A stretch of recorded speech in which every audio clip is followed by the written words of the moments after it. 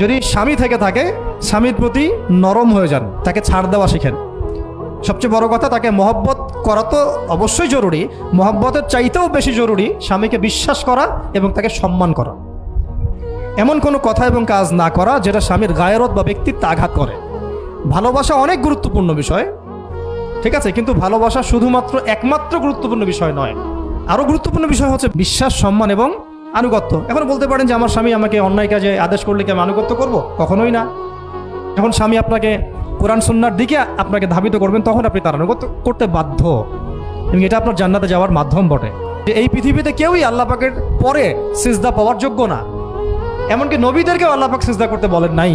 কিন্তু সেই নবী আমাদেরকে কিন্তু বলেছিলেন যে যদি আল্লাহ পরে কাউকে আমি সিজদা করতে বলতাম, তাহলে আমি স্বামীদেরকে সিজদা করতে বলতাম।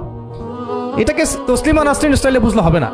ওরা এটাকে এইভাবে নিবে যে ইসলাম মেয়েদেরকে দাসত্বের শৃঙ্খলা আবদ্ধ করতে চাচ্ছে, হ্যাঁ, আত্মস্বাধীনতা দিবে না ইত্যাদি। আমরা দেখব পরকালে আমি জান্নাতে যেতে পারছি কিনা। আল্লাহ পাকের হুকুমের চাইতে আমার কাছে কোনো যুক্তি, বিজ্ঞান, প্রযুক্তি এগুলো বড় মানদণ্ড নয়।